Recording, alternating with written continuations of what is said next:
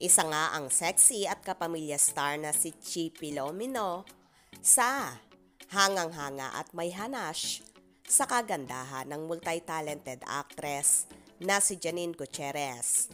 Nagbahagi kasi ang makeup artist na si Justin Nabato ng larawan ni Janine at may caption na, "Nini." Nagkomento naman sa naturang post na yon si Janine at sinabing, "Love you, Mimi."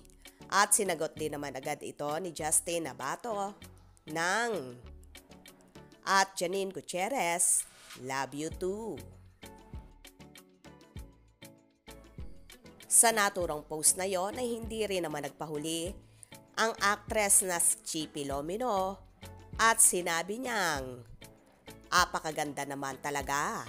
Agad-agad namang sinagot din ito ni Justin Nabato at sinabing, Chi Filomeno, parang ikaw, apaka, ha ha ha ha, love you."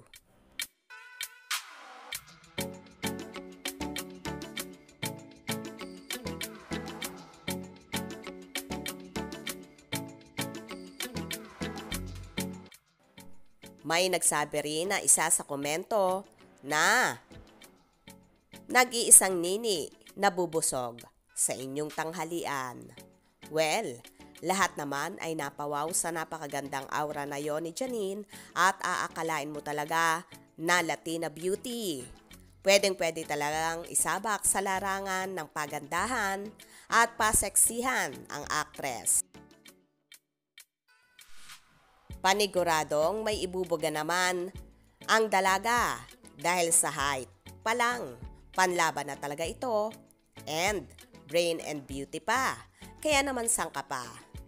Inulan nga ang naturang post na yon ng mga papuri para kay Janine na talaga namang hindi sila nagsisinungalin dahil kitang-kita ang ebidensya sa dalaga. O diba, nakakaloka ang ganda ni Nini na kahit nga ang nobyong si Paulo Avellino ay nababaliw at hindi maikakaila na lalong in love sa dalaga. Kung titigan ng actress, grabe, super lagkit, parbang palaging may pagnanasa si Pao kay Nini.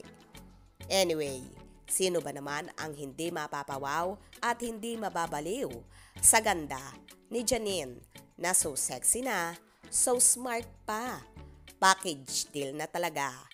Kaya naman Pao, bakuran mo na ng maigi si Nini dahil maraming umaaligid dyan na for sure mangharin sila sa ganda ng actress. O diba, bonggang-bongga, kahit ang mga kapwa artista ni Nini ay humahanga sa anak ni na Lotlot de Leon at Ramon Christopher. Kaya saan ka pa? Wala ka na talagang mahahanap na kagaya ni Janine.